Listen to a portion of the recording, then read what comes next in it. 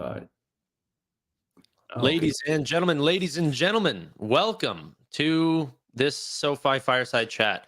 We're going to be going over Chris LaPointe's call with who is it? Is it RBC? I think it's RBC. It's Mizuho. Mizuho. So it's going to be Dan Dolev then, most likely. You have echo. Do I? Why do I have echo? You're probably playing the stream on another tab. No, I'm not. Okay, I'll just rejoin and then, yeah, you take care of the folk. Bye.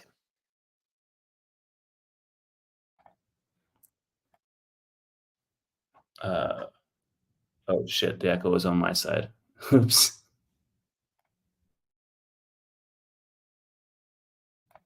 Okay, that should fix it.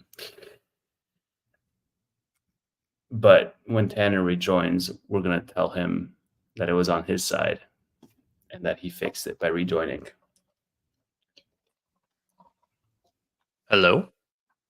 Okay, you're good. There's no echo anymore. I'm seeing a bunch of people saying Tevis is trolling. There was no echo. I don't know what you're saying. Tevis lied to get Tanner to drop off. Oh, you little. I bet you had another stream. You just heard me twice. No, man, I was on your side. Okay. You gonna trust the chat? The chat never is honest. Yeah. Much better, Tanner. I did nothing. I just left and rejoined. Exactly.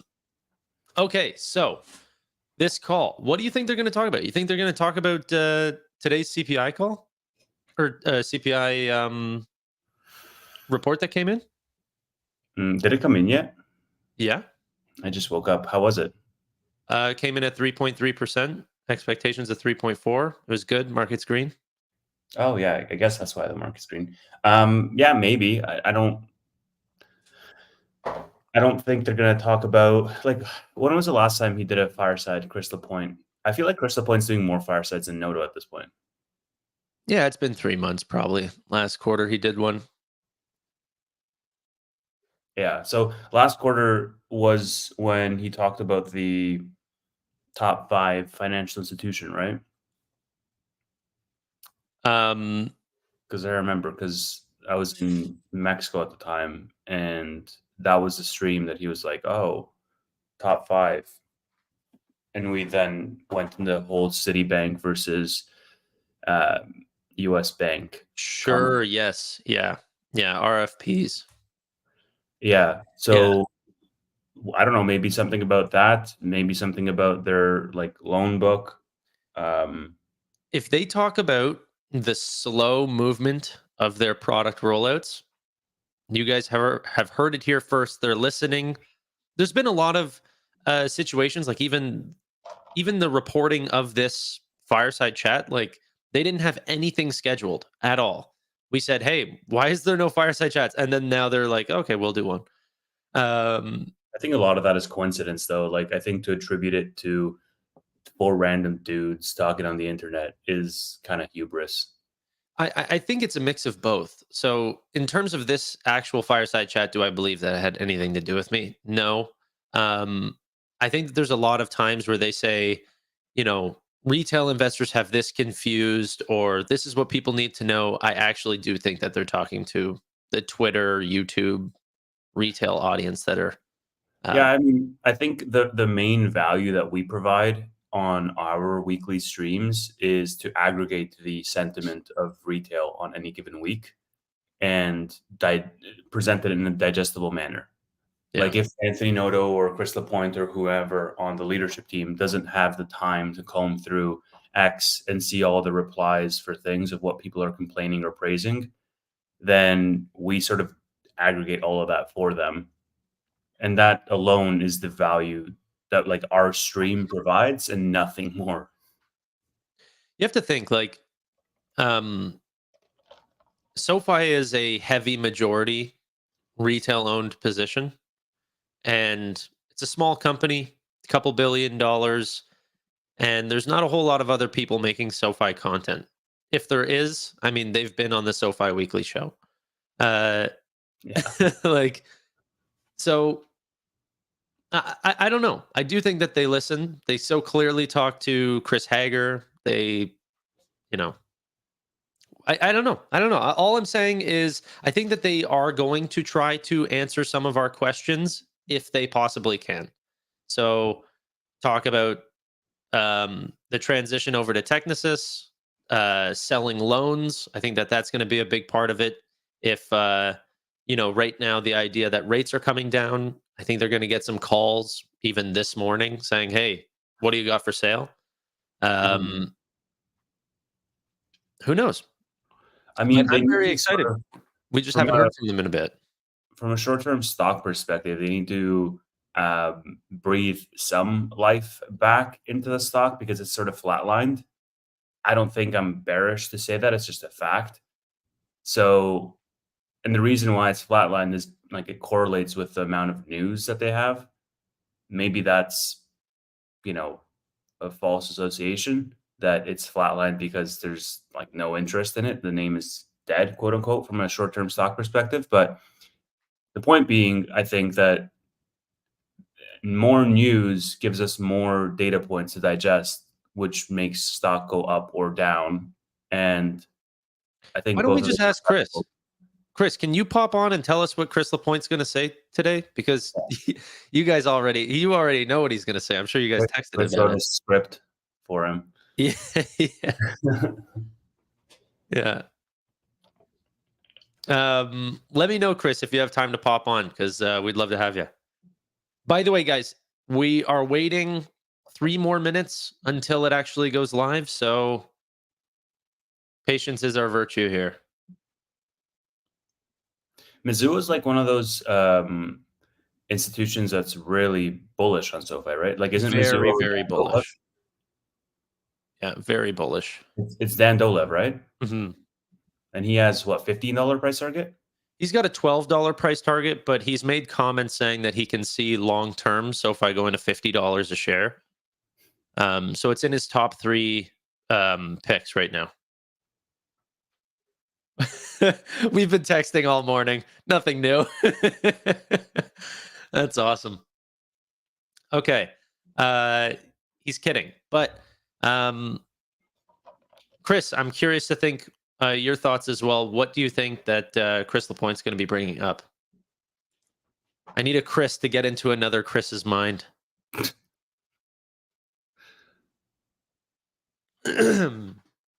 Let's go, SoFi. Let's go. Dude, you have too much energy for me this morning. I've got my green juice. Let me finish that off for you guys. I got my coffee, got my water. Yeah. Mm-mm. I got all my, I don't even know what's in it. Did you watch the Michael Haney thing yesterday? The Galileo thing? Uh, I saw they put out a report with it. I watched the report. I didn't see the video. Yeah, I haven't seen it yet. It's on my to-do list for this week. Oh, we're coming up. Okay. I just got access to the site, but so they have an hour scheduled here. I don't think they're going to use it all. Most of these calls are 30, 35 minutes. And I don't hear anything.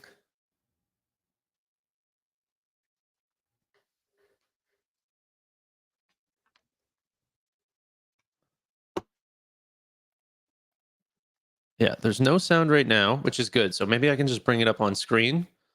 They're not playing like Mozart or something that we're gonna lose our shirt on. Or I guess not lose our shirt, more like lose our tiny handkerchief. I'm not gonna make like 83 cents on this stream.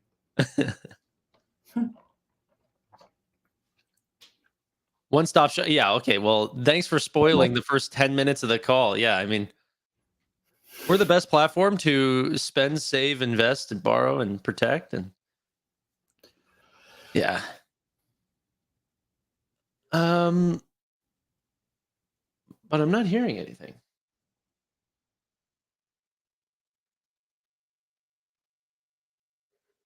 I'll do another refresh. but I've never seen this player either.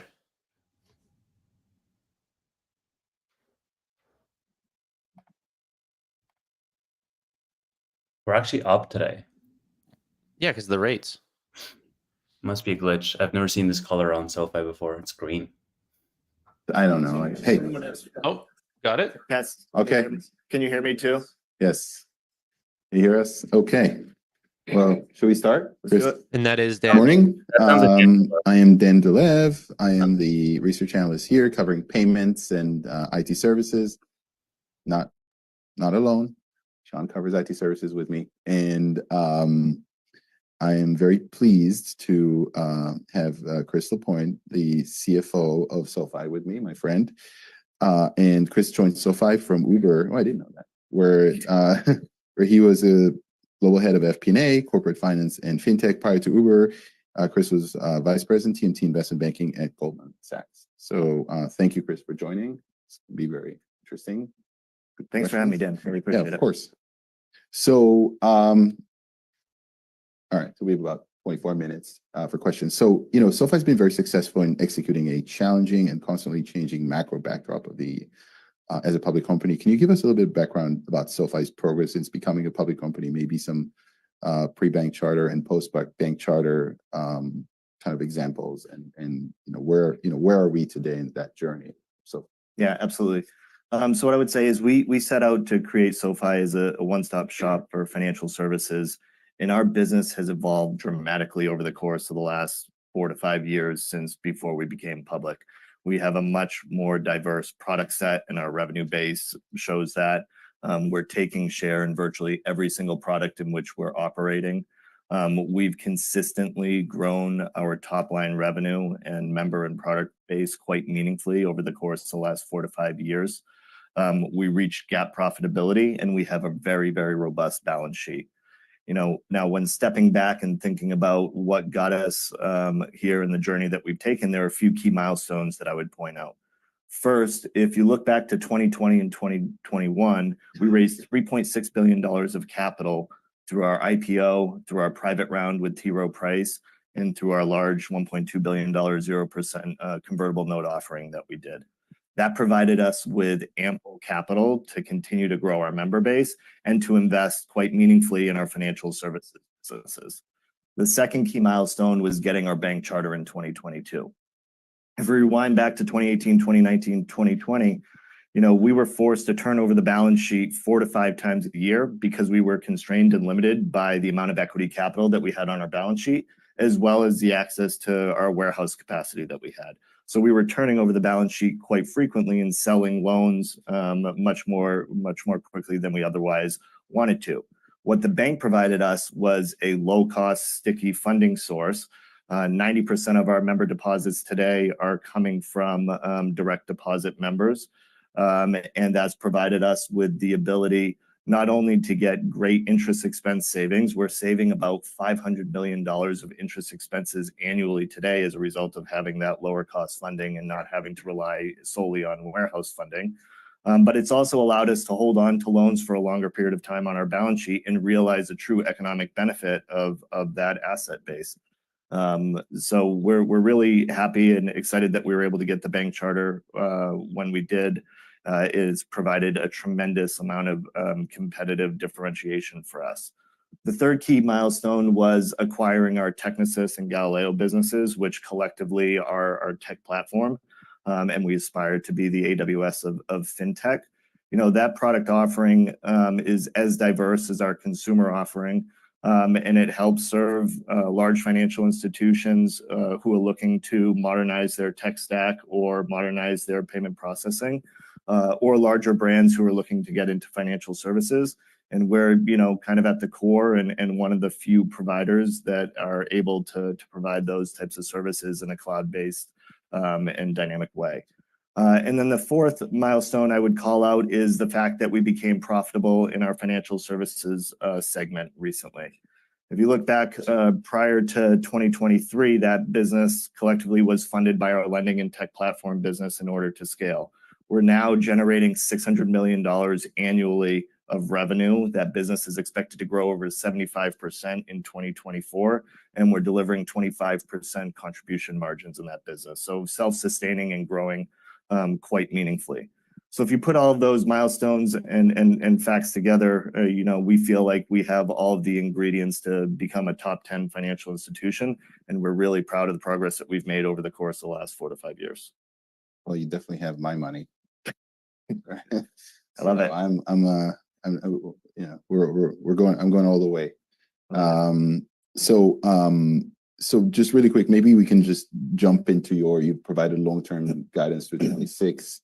And maybe we can like parse out a little bit to the components of the guidance. So if we can talk about like the tech platform, you're talking about mid-20s CAGR through 2026.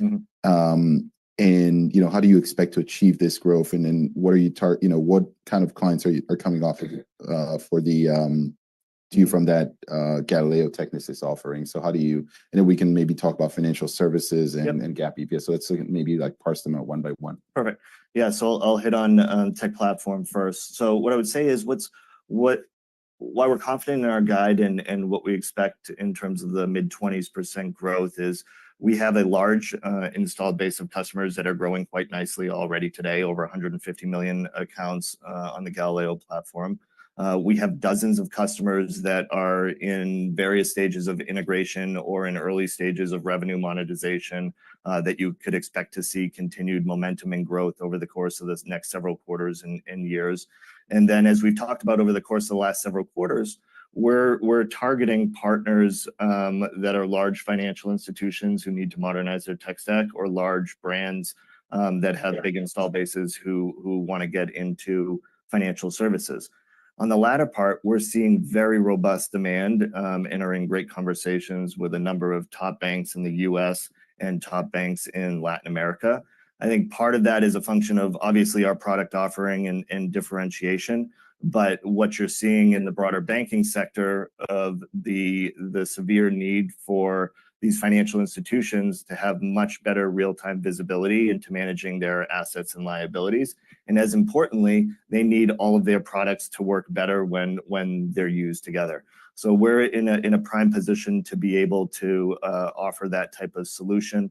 You know, we're in RFPs discussions with many of the top US banks right now. Those conversations are going extremely well. Obviously, as we're focused on larger customers that have more durable revenue potential for us down the road, the sales cycle is a little bit longer. It can take 1 to 3 quarters to sign up a client, then integration takes longer than that, and then you start generating revenue. But what I would say is, with these larger, more established businesses, we're getting to meaningful scale of revenue much faster than we used to when we were focused primarily on neobanks and fintech. So very robust demand. We're really excited about the opportunity ahead of us and a very large installed base that's growing nicely. And you mentioned GAAP EPS. Obviously, that's a huge achievement. I think 55 to 80 cents in GAAP EPS in 26. Like, what are the main levers that you can pull to ensure that you're, you know, meeting or beating those expectations? Yeah, absolutely. So in terms of GAAP EPS, what gives us confidence there is that the guide assumes no incremental investment in new products, new services, no new acquisitions, et cetera. As you can imagine, our product pipeline is pretty robust, and you shouldn't expect us to sit around and not come out with new products and services over the next several years. But this assumes no incremental investment or new product launches.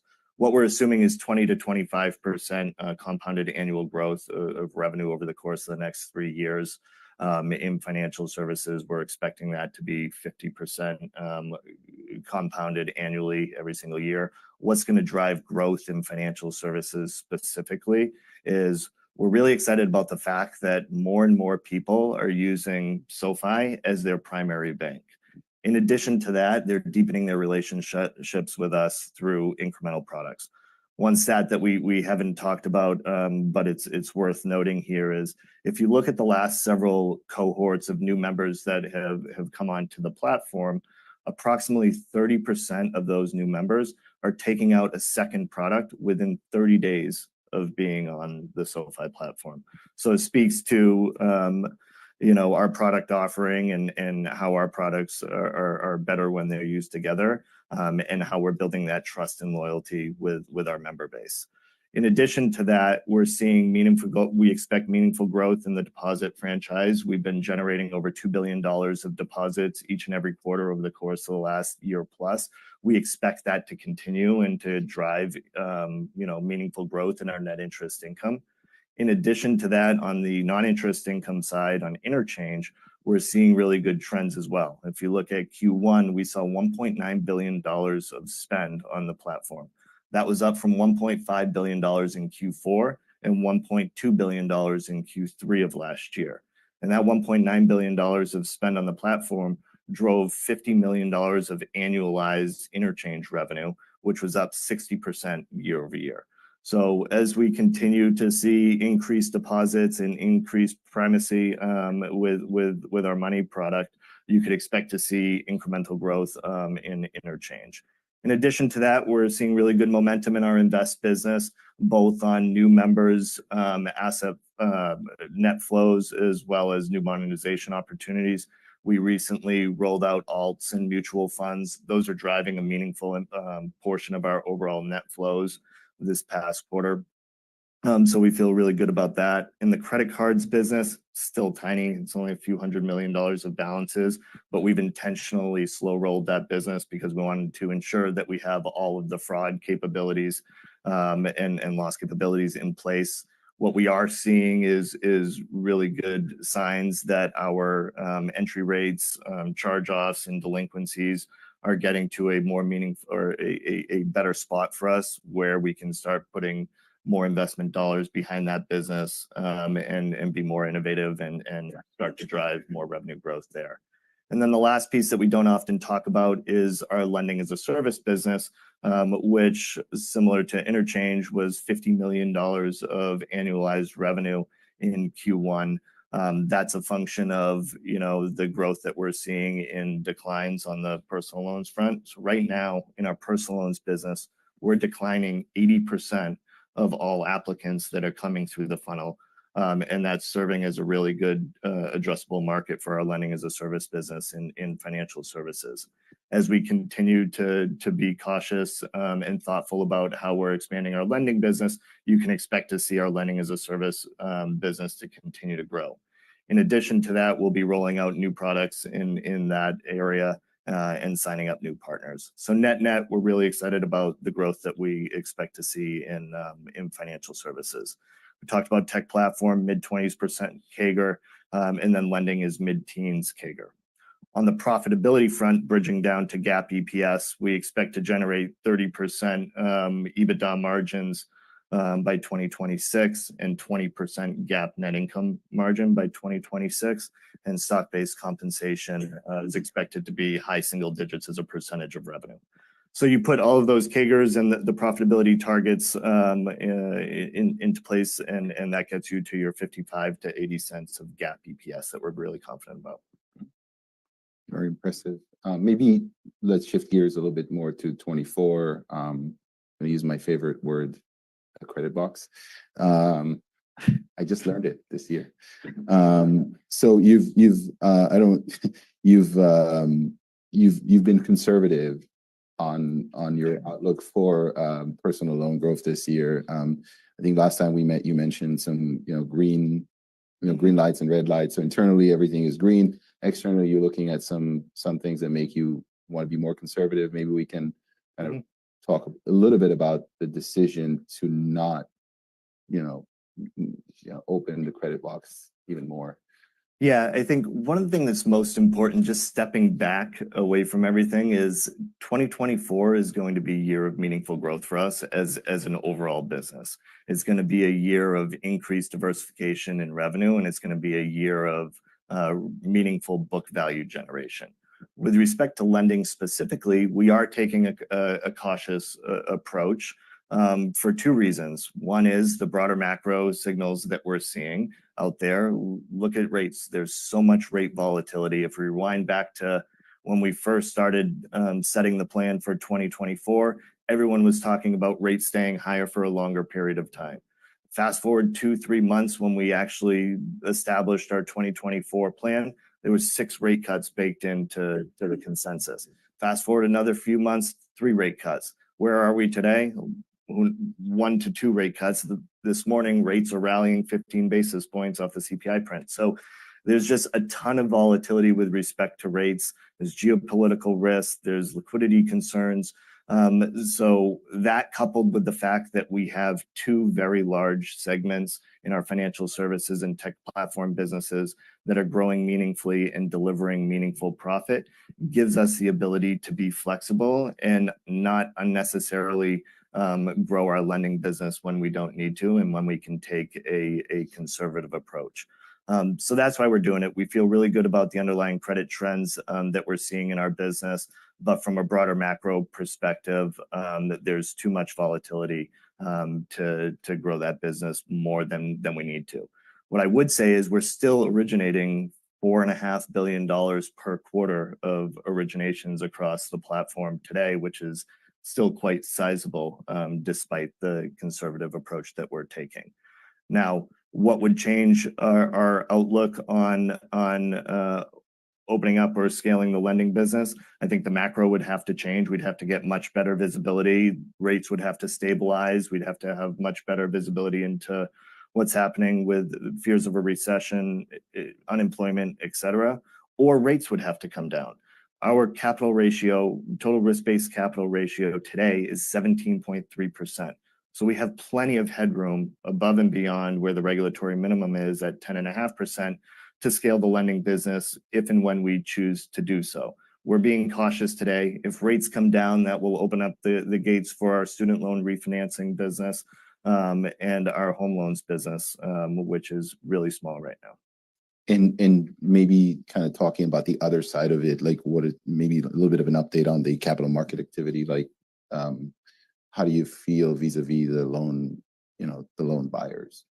Yeah, demand is as strong as it's been, since I've been in this seat. We ended up doing $1.9 billion of sales in Q1 of this year. That was the most sales that we've done over the course of the last 2 years. We have more demand than we are willing to fulfill right now at execution levels that are, really favorable to us. So we feel great about the demand. I think part of it is due to, one, the fact that we have been in this business for 11, 12 years, underwriting high quality credit paper, and we're one of the very few providers, if not the only provider, who can provide these types of assets to investors at scale and on a recurring basis. And we've demonstrated that time and time again. I think in addition to that, a lot of folks expect rates to come down over the course of the next 12, 18, 20, 24 months. And buyers are trying to lock in forward flows with these higher yielding assets as quickly as they can to take advantage while rates are where they are and while the weighted average coupon of these assets are where they are. So I think that's part of what's driving the overall demand. We have a robust balance sheet and the capability to meet buyers where they are from a structuring perspective. And feel really good about the demand. Like I said, $1.9 billion of sales just last quarter at really favorable execution levels. And you can expect to see, continued demand and execution going forward. And thank you. And if I think about your 3 kind of main lending business side, on the lending side, which is like personal, student, and home, like what should investors be most excited about if you're looking at like 12 to 18 months in terms of the opportunity on these 3 subsegments? Yeah. So I'll start with the one that probably has the largest opportunity for us, which is our home loans business. Right now, our overall market share is less than 0.1% of the overall market.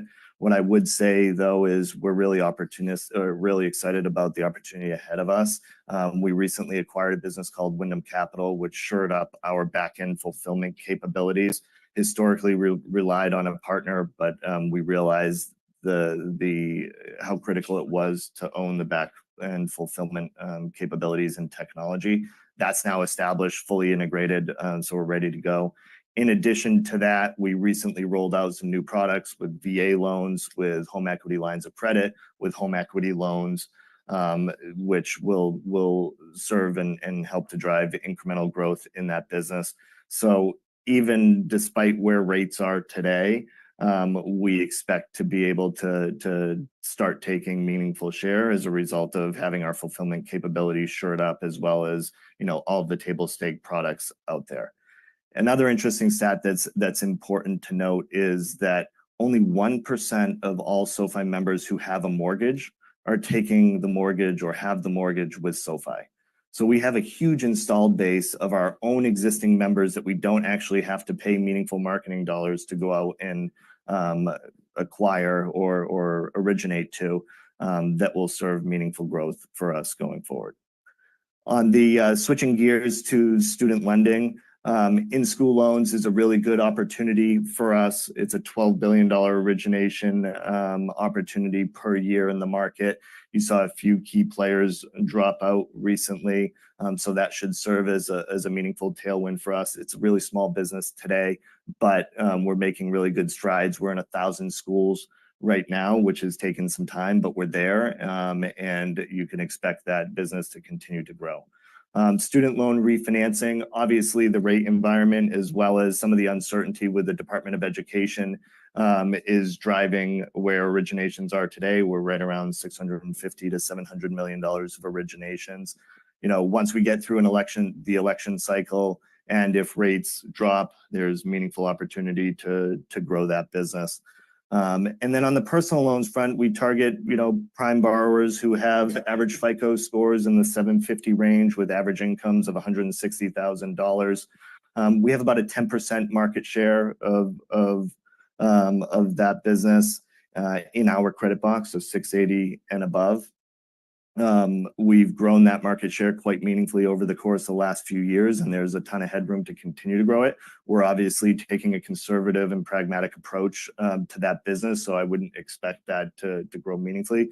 But there is meaningful headroom, and we have the capacity to be able to do that from a capital ratio perspective if the macro changes. Got it. And maybe we're almost out of time, so maybe one last question on my end. There's been some I would say some discussion around the ability to maintain the 7 to 8% life of loan losses and the confidence around it. Can you maybe touch a little bit about the, I guess, the lumpiness in NCOs and how that mechanism, or I think there's been a lot of misunderstanding about timing and duration, and we're certainly getting a lot of questions about it from investors. So it would be great to maybe have some clarity on that. Yeah, absolutely. So what I would say is what gives us confidence in that 7 to 8% life of loan loss level is we have over a decade of experience in underwriting high quality credit. In addition to that, we're seeing really favorable trends in some of our more recent cohorts. So I mentioned this during our Q1 earnings call, but just to provide a little bit of incremental detail, if you look at our Q1 through Q3 cohorts of 2023 and compare that to Q3 2022 cohort at similar levels of unpaid principal balance on the balance sheet, you would see that our losses of recent vintages are 20 to 40% better than Q3 2022.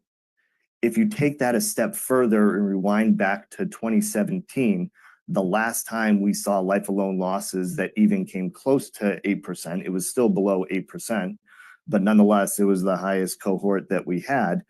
Our losses, again, comparing to similar levels of unpaid principal balance remaining on these loans, are performing 40 to 50% better than 2017 levels. So we feel really optimistic and comfortable and increasingly confident in our 7 to 8% life of loan loss guide that we provided, and we're really optimistic about the underlying trends that we're seeing. In terms of the lumpiness on the NCO rate, what I would say there is there's a ton of things that drive the net charge-off rate on a quarter-to-quarter basis. It's based on new originations. It's based on sales that we do in the quarter. It's based on runoff on the existing book. It's based on the tenor or the term of the loan that our borrowers are taking out at a given point in time and what that looks like in the overall portfolio. One of the things that we're seeing right now is that given where rates are and the expectation that rates are going to come down, people are taking out shorter term loans with the expectation that they can refi, in 1, 2, 3 years when rates start to come down. So we're seeing a shift towards shorter duration loans being taken out, which is resulting in losses happening at an earlier stage in a loan's life cycle, which is creating some of this lumpiness that we see in NCO rate as well. So I think some of those are the factors and why it's important to understand the key drivers. To your question about, how we should think about NCO versus CDR, what I would say is they offer investors and readers of our financials two different things. The NCO rate is backwards looking and reflects the losses of the collateral that just charged off and can be impacted by all the things that I just talked about. The CDR is a representation of what's remaining on the book and the losses that are expected to happen over the life of the loans on that book if a buyer were to buy those loans today and hold them until maturity. So they're two different things. There's a lot of lumpiness in the NCO rate, but at the end of the day, we're really excited about the trends that we're seeing from a entry rate, delinquency rate, charge-off rate on vintages since the beginning of 2023. Well, thank you, Chris. I'm actually planning to send more money to SoFi. So we it's been a appreciate good your experience. support. So thank you. Thank you very much. Really appreciate Thank it. you.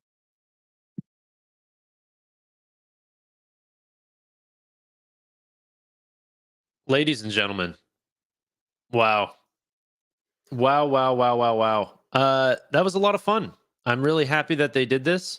It's so easy for SoFi to just drum up and tell us what they've been working on to re-excite a lot of my my feelings for SoFi. So near the end there, I think we got a lot of information that I don't remember hearing ever. In-school loans is a $12 billion annual origination business, and our largest competitors have left. So they think, like literally, quote unquote, they said, where is it? That whenever, if rates come down, this is going to open the floodgates for our student and home loan business. We knew that. We just didn't know if that's the angle that they wanted to go or whether they were going to be focusing on personal loans or what have you. So they're very excited to get back into student and home loans. They feel like they're the only real player that can do that while also selling loans to large financial institutions.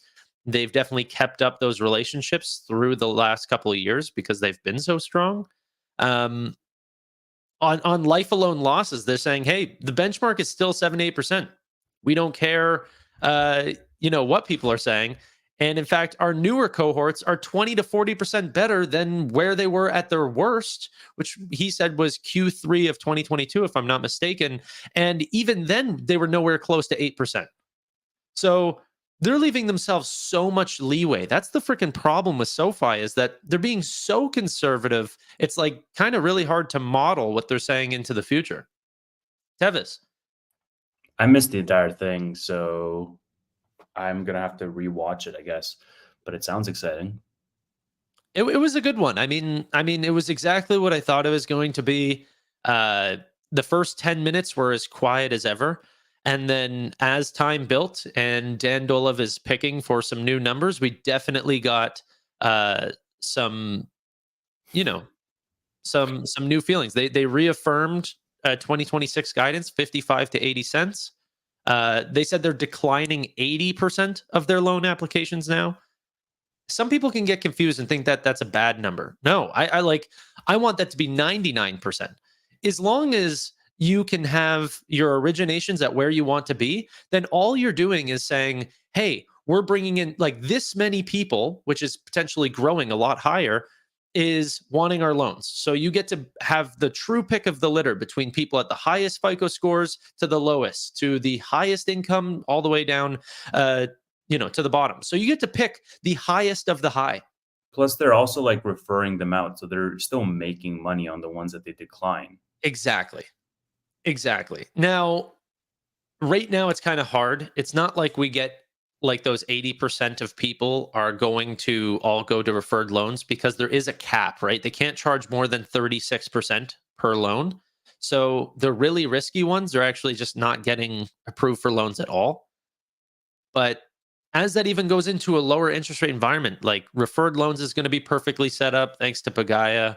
Um, there's going to be a lot of great things here. I'm glad that declining loans are going up. That's exciting. They get to make their decision on how close they want their capital ratios to be towards the regulatory minimums. So right now it's at 17.3%. There's been talk that they either want it between 14 to 16% at the end of the year, which means that there's a lot of growth in between now and then. We'll have to see.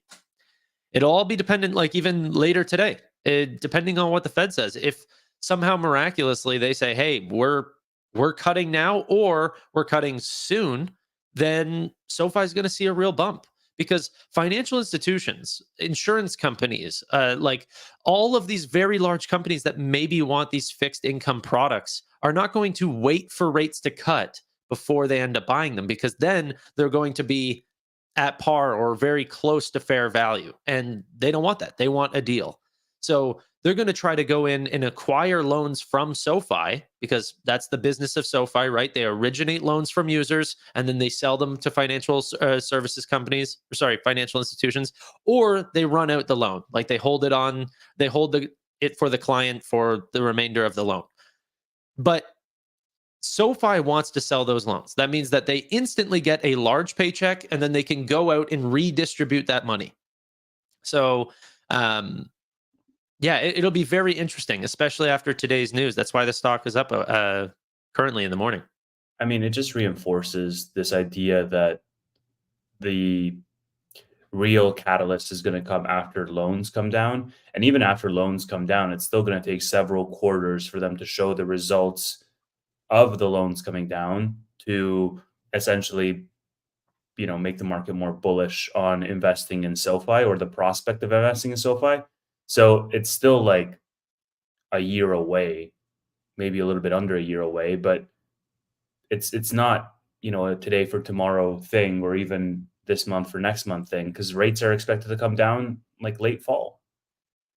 Right. So we'll have to see. We'll have to see. But as long as SoFi is not deteriorating during these times of higher rates, they're continuing to grow, then that's usually great signs. Liz Young, a member of the SoFi team, says, "Cornhole Chris." He's always on my team. He never misses his shot. So that's good, Liz. Thank you so much. The people who have enough time to make all these fake accounts and make up these fake sports teams.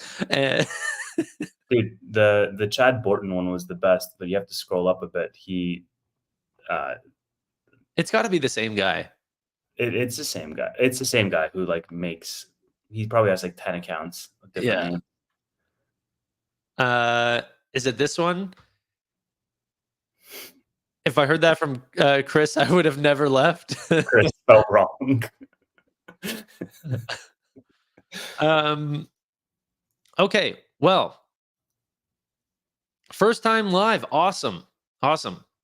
But ladies and gentlemen, that's all from us. Really do appreciate it. I'm going to be recapping this later on today. What day is it? Is it Wednesday? Today is Wednesday, yeah. Wednesday. So at 8:30, you got my show. At 9 o'clock, you got 10. Tevis. 10. At 10 o'clock. Yeah, because Roy can't make it at 9, so we're doing it at 10. Late night show. Gotcha. They got the Bootleg Weekly. They'll be talking about a lot more than just SoFi. But until next time, guys, thank you all so much for watching. Really do appreciate your time. Bye-bye for now.